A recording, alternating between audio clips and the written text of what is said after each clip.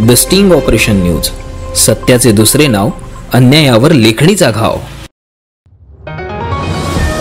गोंदिया जिल्ह्यातील अर्जुनी मोरगाव येथील जिल्हा परिषद प्राथमिक शाळा बरडतोली येथे वर्ग 1 ते वर्ग 4 पर्यंत 30 विद्यार्थी शिकतात। तसेच कॉन्व्हेंटचे 20 विद्यार्थी शिकत आहेत। असे एकूण 50 विद्यार्थी येथे शिकत असून मात्र मागील अनेक वर्षांपासून इटियाडोह या धरणातील पाणी कॅनलद्वारे सोडल्यानंतर ते पाणी या शाळेच्या वर्गखोल्यांमध्ये तसेच परिसरात भरत असल्याने विद्यार्थ्यांना शाळेत जाता येत नाही। त्यामुळे विद्यार्थ्यांच्या शिक्षणाचे नुकसान होत आहे। तर पावसाळ्यात शाळेतील छतावरून पाणी पडत असल्याने विद्यार्थ्यांचे अनेकदा कपडे, पुस्तके सुद्धा ओले होतात।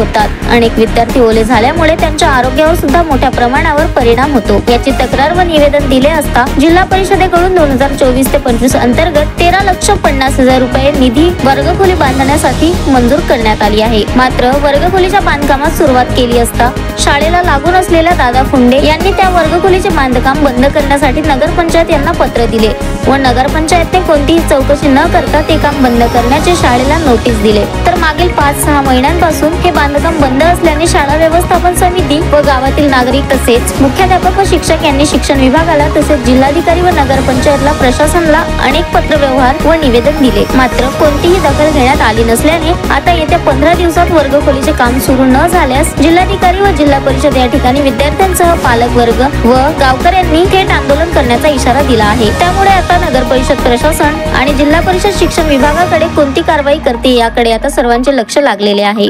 आम्हाला शाळेत आल्यावर चिखलात खेळायला त्रास होते आणि बाथरूमला जायला पाणी साचते, हँडवॉशमध्ये हात धुवायला तिथं पण पाणी साचते आणि तिथं त्या खिडकीजवळ पाणी राहते, कचरा राहते आणि खेळता भारी ते धूळ आमच्या अंगात येते आणि आमची तब्येत खराब होते, पाणी गळते। माझी मुलगी इयत्ता 3री मध्ये शिकत आहे।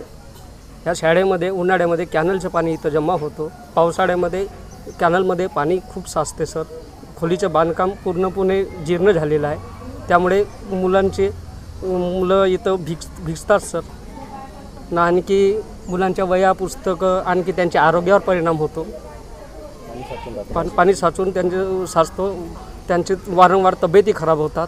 म्हणून शासनाला आमची हेच विनंती आहे, येणाऱ्या काळामध्ये 15 दिवसामध्ये आमच्या कामाचं सुरुवात व्हावं हीच आम्हाला अपेक्षा आहे सर। इथं गेल्या काही वर्षापासून म्हणजे 5-6 वर्षापासून कंटिन्यू पावसाळ्याचे बाजूला कॅनर आहे, त्या कॅनरचं पाणी उन्हाळा असो या पावसाळा असो त्या कॅनरचं पाणी कंटिन्यू या शाळेमध्ये राहतं। या समस्येचे आम्ही निवेदने दिली आहे अधिकाऱ्यांना, पण याच्यावर काही कारवाई केली नाही आहे। आजूबाजूला वर्गखोलीत पाणी आत्ता पण साचलेलं आहे, त्या साचलेल्या पाण्याचा त्या मुलांवर काय परिणाम होत असेल, डेंग्यू वगैरे त्यांच्या आजारावर किती परिणाम होत आहे। वारंवार मुलं अब्सेंटी दाखवत आहेत, त्यांना ताप येते, सर्दी खासी होते, काही नाही काही म्हणजे त्रास होतच आहे त्यांना। बाजूला तसेच गोदाम आहेत, आमच्या शाळेच्या बाजूला गोदाम आहेत, त्या गोदामामुळे धूळ किती उडत आहे, गट्टूचा कारखाना आहे, त्याच्यामुळे पण मुलांना परेशानी होत आहे।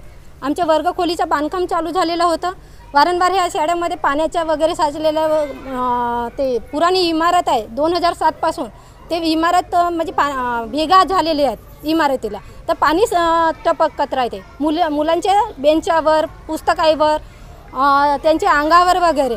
तर त्याच्यासाठी आम्ही शासनाला पत्र दिलेलं होतं, तर ते एक वर्गखोली मंजूर झालेली आहे। इथं आमचे नगरपंचायतचे CO सोनवाने सर या 2 दिवसात पत्र काढून का नाही इथं का नाही त्याच्या शाळेमध्ये पाठवला का हा काम बंद करण्यात यावा म्हणून।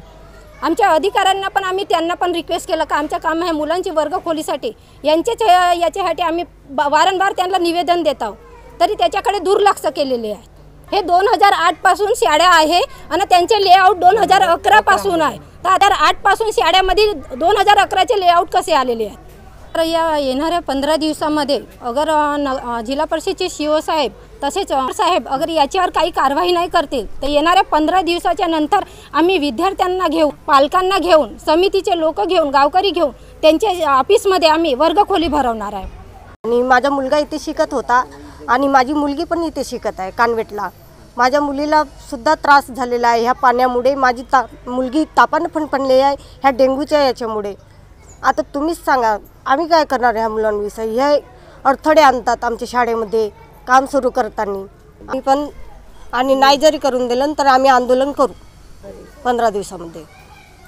आमच्या शाळेत बहुत त्रास होतो आणि बाथरूममध्ये आम्हाला टॉयलेट करायला काहीच जागा नाही होत आणि आम्हाला खेळायला पण जागा नाही होत आणि पाणी पिताना आमचे धूळ घेऊन बसतात ना. आम्ही आमच्या शाळेत पूर भरते आणि आम्ही नाही का घरी जातो ना आमचे कपडे घेऊन भरतात. आमचे डेस्क बेंच बी वले होतात आणि आम्ही घरी जाताना आमचे कपडे बी वले होतात.